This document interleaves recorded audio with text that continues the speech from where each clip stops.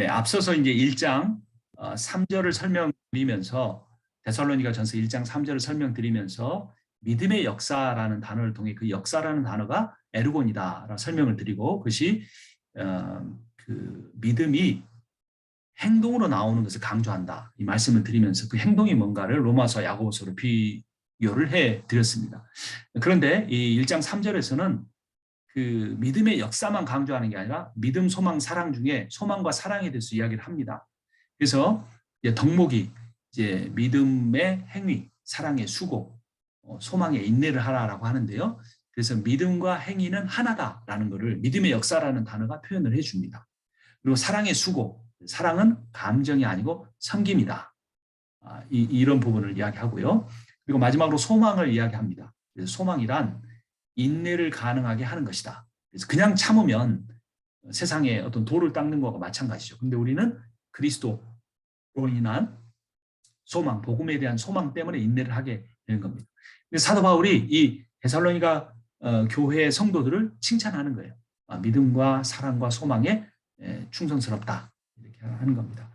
그런데 이게 어떻게 해서 가능하게 된 건가? 4절에 보면 하나님의 사랑하심을 받은 형제들아 너희를 택하심을 아노라라고 합니다.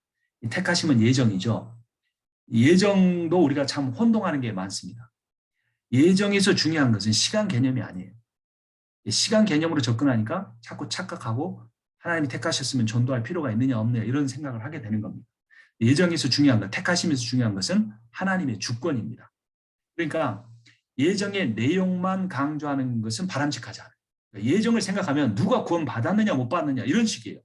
천기누설적인 예정론이죠. 그게 아닙니다. 예정에 의해서 중요한 것은 누가 구원 받았느냐가 아니고 누가 구원을 결정하느냐예요. 근데 그 구원을 결정하신 하나님의 주권으로 예정론을 접근하는 게 아니라 예정했다 그러면 그럼 누가 구원 받았느냐 못 받았느냐 하나님이 택하신 자 아니면 복음 전해봐야 필요 없다. 택하신 자라면 복음 안 전해도 어쨌든 자기가 믿게 될 것 아니냐 이런 식으로 접근하는 거예요. 그런데 예정과 택하심이 중요한 것은 누가 구원을 결정하느냐의 문제이기 때문에 하나님에게 주권이 있다는 사실이 강조돼야 되는 거예요. 그러면 우리는 어떻게 합니까? 하나님이 복음 전하라고 했기 때문에 그 구원의 주권을 가지고 계신 하나님의 명령에 충성할 수밖에 없는 거예요. 결과는 하나님께 맡기는 거죠. 그런데 예정론에 있어서 누가 구원 받느냐? 그 구원이 과거에 했으면 이미 그 구원이 바뀌느냐 안 바뀌느냐 이런 식으로 접근하는 것은 인간의 관심을 가지고 인간적인 관심에 대한 답을 주는 게 성경인 것처럼 생각하고 가서 파봐야 엉뚱한 토론밖에 나오지가 않습니다. 그리고 또 하나의 예정론에 있어서 하나님의 택하심에 있어서 중요한 건 첫 번째는 하나님의 주권인데 두 번째는 하나님의 사랑입니다. 그래서 예정론이 결국은 칭의와 관련이 되는데 칭의를 접근하는 데 있어서 징벌 면제, 지옥을 면하는 것으로 오해하는 경우들이 많아요. 그런데 칭의라는 것은 물론 법정적 상황이기 때문에 무죄 판결이 나는 것도 중요하지만 그 세속적 재판에서 무죄 판결하고 하나님의 법정에서 무죄 판결의 가장 큰 차이는 뭐냐면 하나님의 무한하고 영원하고 변함없는 사랑이에요. 그 사랑이 근거가 돼서 하나님이 인간이 되시고 그 사랑이 근거가 돼서 하나님의 아들이 예수 그리스도가 십자가에 못 박혀 죽으셨다는 사실이 중요해요. 그 사랑 때문에 우리의 죄가 하나님이 그 죄를 지고 죽으셨다는 게 중요한 건데 징벌 면제라는 비인격적 사랑이 거세된 그런 식의 칭의론이 있다 보니까 하나님과의 어떤 영적인 관계, 인격적인 관계가 무시된 상태에서 그냥 나 지옥 안 간다. 그건 안 바뀐다. 이런 식으로 아주 메말라버린 교리적인 접근이 되고 마는 거죠. 그래서 여기서 바울이 말한 그 택하심을 보면 뭐라고 말합니까? 하나님의 사랑하심을 받은 형제들아 라고 말합니다. 하나님의 사랑을 받았다는 말과 뭐가 대꾸가 됩니까? 너희를 택하셨다는 말이 대꾸가 되고 있는 거예요. 하나님이 창세전부터 너희를 택했다는 말은 하나님이 너희를 강권적으로 사랑하셨다. 이게 강조가 돼야 되는데 옛날에 과거에 택했다. 그게 누가 구원 받았냐 못 받았냐 이런 식으로 아주 그 화석화된 교리적인 그 껍데기만 남은 메말라 비틀어진 교리로만 남기 때문에 이 역동성이 교회에서 역동성이 사라져가는 거죠. 하나님의 주권 앞에 때로는 벌벌 떨고 때로는 하나님이 그 무한한 사랑 앞에 폭포수와 같은 눈물을 흘려내릴 수 있는 것이 이 성경의 그 역동성인 성령의 역사하심인데, 그게 사라져버린 교리만 남은 곳에서는 그 이신칭의를 어떻게라도 조금이라도 건드린 것 같으면 그 사람 물고 뜯어서 이단이라고 이렇게 그 뭐죠? 하려는 안타까운 모습들이 있는 겁니다. 자, 5절과 6절을 보면요. 그렇게 이 데살로니가 교인들이 변화가 되고 또 그것이 하나님의 사랑의 택하심으로 됐는데 그게 어떻게 해서 전달됐는가? 이제 바울이 복음 전하는 과정에 대해서 스스로 이야기합니다. 5절에 이는 우리 복음이 너희에게 말로만 이른 것이 아니라 또한 능력과 성령과 큰 확신으로 된 것임이라. 우리가 너희 가운데서 너희를 위하여 어떤 사람이 된 것은 너희가 아는 바와 같으니라. 또 너희는 많은 환난 가운데 성령의 기쁨으로 말씀을 받아 우리와 주를 본받는 자가 되었다라고 말합니다. 그러니까 사도 바울이 복음을 전했죠. 첫 번째는 뭘로 전했습니까? 말로 전했어요. 말이 있어야 됩니다. 두 번째는 거기 말에 능력이 있었어요. 그러니까 바울이 어떤 능력인데 그 능력이 어디서 온 거냐? 성령의 그 도우심이었어요. 근데 이 모든 일들을 바울이 바로 전 그 선교지인 빌립보에서 감옥에 갇혀 죽도록 얻어맞고 막 이랬음에도 불구하고 또 했던 게 뭐냐? 큰 확신이 있었어요. 다메섹으로 가는 길에서 자기가 핍박했던 예수가 자신에게 부활한 모습으로 나타나서 자기에게 새로운 사명을 주셨던 그 예수 그리스도께 주신 그 사명에 대한 확신, 자기와 같은 죽어 마땅한 심판을 받아야 마땅한 자신을 이 놀라운 사명으로 불러주신 하나님의 사랑에 대한 큰 확신이 있었기 때문에 바울이 이 어려운 상황 가운데서도 그 확신을 가지고 복음을 전했습니다. 그런데 항상 좋은 결과가 왔던 건 아니에요. 그렇게 많은 사람이 복음을 받아들였지만 이제 그 유대인들의 선동으로 인한 핍박이 온 거죠. 그리고 환란이 임했습니다. 그리고 그것이 바울은 피신한 뒤에 데살로니가 교회에 계속 부어졌어요. 회당에 올 때마다 막 그 정신적으로 괴롭게 했겠죠. 바울이 전한 건 다 거짓말이라 너희들 그걸 믿으면 구원 못 받는다. 하나님에게 심판 받는다 하면서 또 뭐 그 로마의 행정관들과 연결해서 굉장히 그 사회적인 어떤 압박감도 줬을 겁니다. 그래서 3장 4절 뒷부분에 가면 이런 내용이 나옵니다. 우리가 여러분과 함께 있을 때 장차 우리가 환란을 당하게 되리라는 것을 여러분에게 미리 말하였는데 과연 그렇게 되었고 여러분은 그것을 알고 있습니다. 바울이 그때 당시에 복음을 증거할 때 자신의 경험을 통해서 미리 말한 거죠. 여러분 예수를 믿게 되면 환란을 겪습니다. 라고 이야기한 거죠. 자, 우리도 어떤 복음을 전해야 합니까? 예수 믿으면 복 받습니다. 예수 믿으면 병 고칩니다. 70년대, 80년대 가난하고 병들고 병원에도 못 가는 그 상황에서는 그 복음이 먹혀 들어갔어요. 근데 지금은 부자는 더 많은 부자가 되고 이런 물질적으로 너무나 풍요한 시대를 살고 있어요. 그래서 우리가 이제는 어떤 복음을 증거해야 될까요? 예수를 믿음으로 인하여 손해를 감수할 수 있는, 예수를 믿음으로 인하여 환난을 당할 수 있는 그런 복음을 바울처럼 전해야 할지도 모르겠습니다. 이런 이제 그 바울의 복음을 듣고 이 바울이 이제까지 환난을 겪으면서도 끝까지 굴하지 않았던 것처럼 이런 복음을 들은 데살로니가 교인들이 역시 바울이 떠난 뒤에 환난이 있었지만 6절에 보면 성령의 기쁨으로 말씀을 받았고 그 바울과 실라와 디모데와 주님을 본받는 사람이 됐어요. 신앙은 뭔가 본받는 겁니다. 그러면 목회는 뭔가 본을 보여주는 겁니다. 너무나 어려운 거죠. 저부터가 너무나 부끄럽습니다. 말은 하는데 본은 참 보여주기가 힘든 것 같아요. 성도들이 보기 원하는 게 물론 말씀으로 은혜 받기도 원하는데 어떤 모범을 보고 싶은 것 같아요. 근데 문제는 이제 진짜 모범이라는 거는 자기가 보고 따르려는 건데 이 현대 교회 크리스찬들은 보고 따르는 게 아니라 목회자들이 어려운 가운데 헌신하고 막 신앙적으로 사는 것을 보는 것을 영적인 대리만족으로 느끼는 것 같아요. 목사님은 그렇게 사셔야 된다. 우리 목사님 훌륭하시다. 이러는 거예요. 자기가 그 목사님을 존경하지만 그 목사님처럼 살려는 생각은 전혀 없어요. 경제적이거나 어떤 자기 시간을 활용하는 거 인생의 목표에 있어서는. 근데 바울은 어땠습니까? 주님을 전했고 주님을 본받았어요. 데살로니가 교인은 어땠습니까? 바울의 말을 받아들였고 바울의 삶을 본받았어요. 그리고 환란이 올 때 타협하지 않았어요. 그러니까 본받는 겁니다. 신앙은 본받는 거예요. 이게 제자를 만드는 거거든요. 성경 공부하고 성경 구절을 외우고 프로그램에 참여하고 수료증 받고 그래서 어떤 분이 그 SNS에 올렸더라고요. 오늘날 교회는 뭐 제가 특정 교회를 어떤 교회인지 다 모르니까 비판하려고 하는 거 아닙니다. 그분의 생각이 틀렸을 수 있어요. 교회에서 수료식하고 꽃다발 주고 사람들 축하하고 이런 일들이 너무 어떤 사람의 그런 어떤 모임처럼 돼가고 있다라는 거죠. 그래서 교회가 조금 더 이 세상과 현대 이 사회의 이 시대가 얼마나 물질을 중심으로 타락해 가고 있는가를 보면서 교회가 복음의 어떤 정신을 살려야 하는가 보면서 그 복음을 따라 살 때 환난과 손해와 어떤 어려움들을 감당하는 그런 부분들이 있어야 한다는 거죠. 그러기 위해서 목회자가 본을 보여줘야 한다는 겁니다. 나는 어떤 누구에게 본을 보이고 살아가고 있는가? 친구나 꼭 자기 성도만이 아닐 것 같아요. 친구 중에라도. 야, 내 친구인데 저 목사 내가 본받고 싶다. 이렇게 될 수도 있잖아요.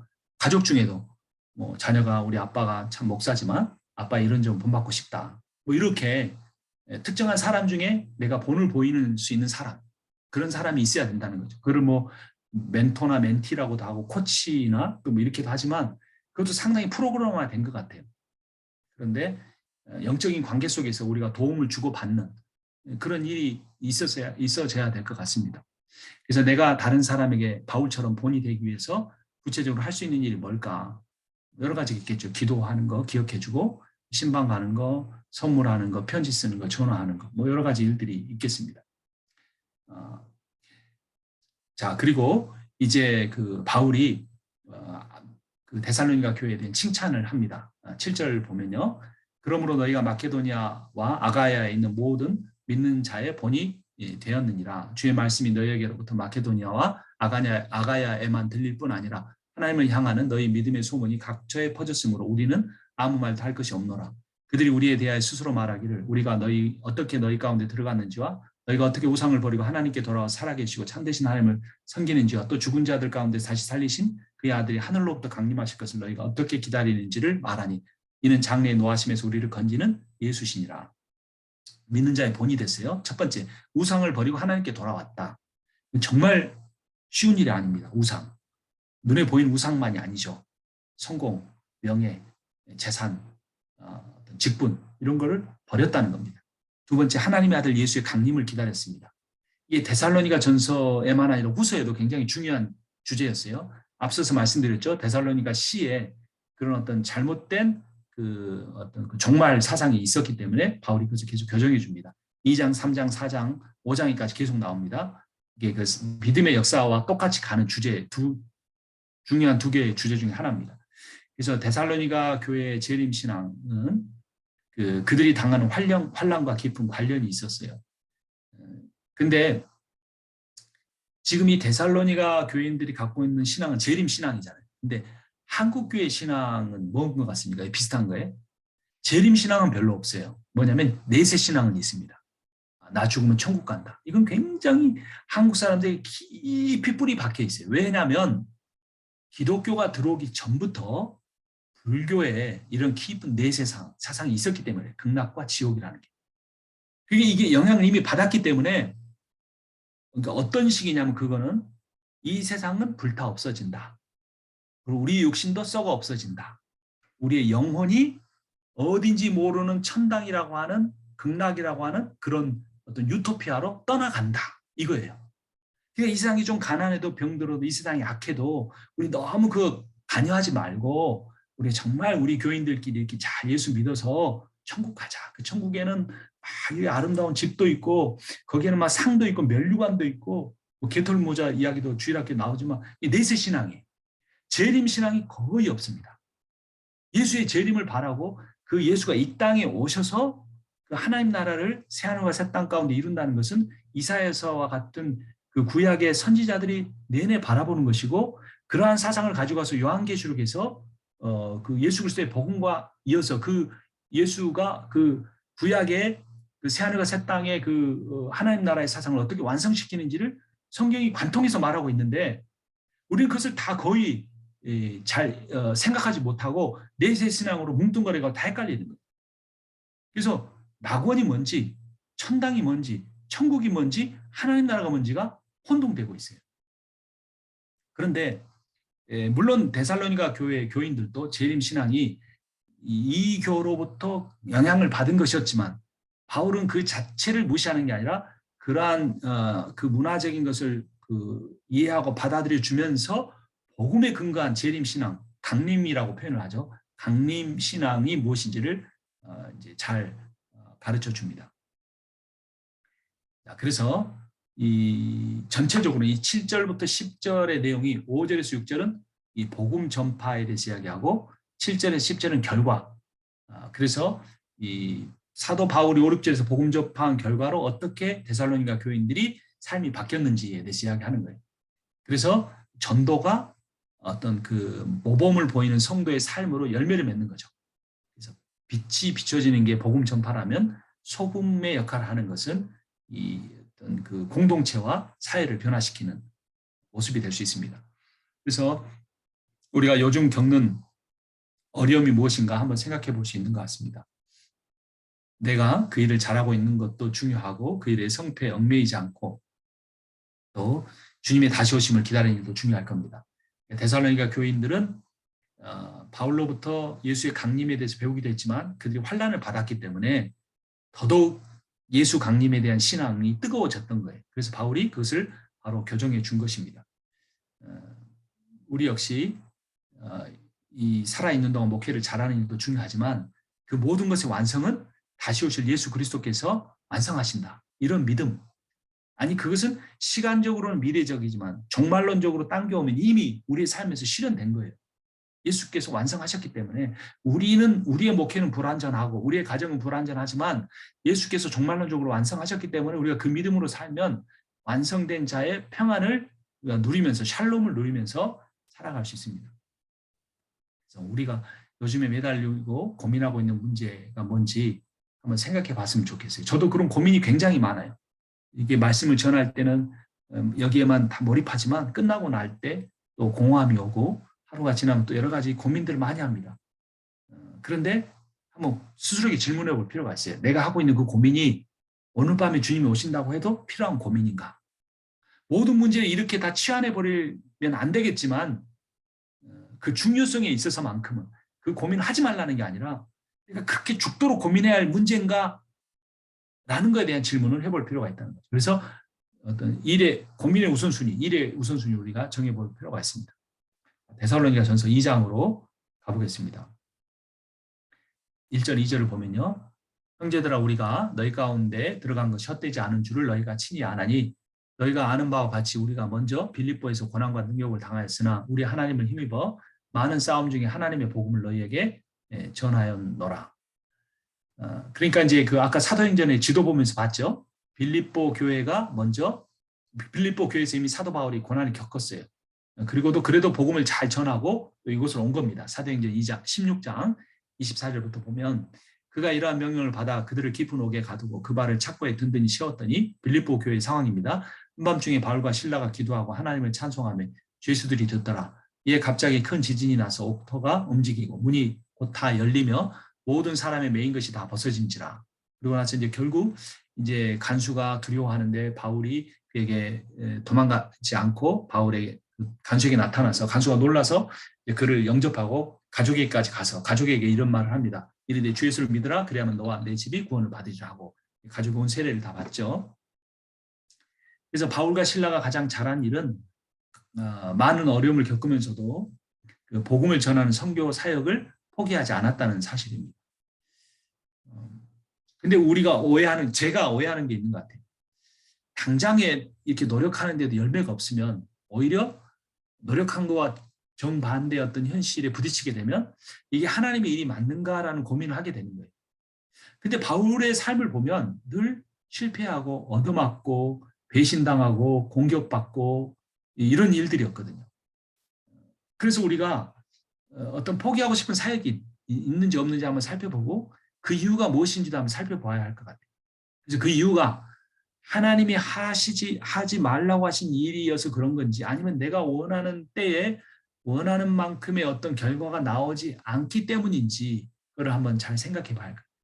그래서 제가 그 SNS에 쓴 글이 있는데요. 이곳이 힘들다고 그래 하지만 다른 곳으로 옮겨가도 힘든 것은 마찬가지다. 또 내가 하고 있는 이 일이 힘들다고 여겨지지만 그 일이 아닌 다른 일에도 힘들긴 마찬가지일 수 있다. 내가 지금 겪고 있는 나를 힘들게 하는 어떤 사람이 있는데 이 사람을 피해 다른 사람에게 가도 힘든 일이 또 생길 수 있다는 거죠. 그래서 중요한 것은 일이나 장소나 사람이 아니고 나 자신의 마음이라는 겁니다. 내 마음 안에 하나님이 나를 사랑하심을 내가 믿고 내가 해야 될 사역의 중심이 영혼을 사랑하는 것이라는 믿음이 있다면 어떠한 일을 하든 어떠한 장소에 있든 어떠한 사람을 만나든 우리가 하나님 주신 평강을 누리면서 마음이 진짜 힘들고 어려울 때도 있지만 그래서 다시 한번 하나님의 사랑과 평안을 회복하면서 하나님의 사역을 감당해 갈 수 있다라는 겁니다. 그래서 바울처럼 고난과 능력을 당하지만 하나님을 힘입어서 영적 싸움을 싸우면서 하나님의 복음을 우리가 증거해야겠죠. 1, 2절이 그 메시지를 줍니다. 3, 4절에 보면 우리의 권면은 간사함이나 부정에서 난 것이 아니요 속임수로 하는 것도 아니라 오직 하나님께 옳게 여기심을 입어 복음을 위탁받았으니 우리가 이와 같이 말함은 사람을 기쁘게 하려 함이 아니요 오직 우리 마음을 감찰하시는 하나님을 기쁘시게 하려 함이라. 바울의 복음 전파 방법이 있습니다. 그래서 바울이 복음 전파했던 것을 자기가 스스로 정리를 하는 거예요. 그래서 이 뭐는 아니다라는 게 부정적 의미로 정의하는 건데요. 사람의 욕심을 따르지 않았다. 간사함이나 부정과 같은 속임수를 쓰지 않았다. 간사함이나 부정은 잘못된 생각이나 불순한 마음인데 요게 지금 뭐 하나의 정황을 두고 있는 겁니다. 이게 뭐냐면 바울을 공격했던 거짓 선지자들이 했던 방법이에요. 바울이 나는 그런 사람들과 같지 않다라는 이야기를 하는 겁니다. 부정적 의미에 이어서 긍정적 의미의 바울의 복음 전파 방법은 하나님의 부르심을 따랐습니다. 항상 콜링. 하나님이 그만하라고 하면 그만하고 부르시면 그리고 또 새로운 사역지로 가고 이런 일이 있었어요.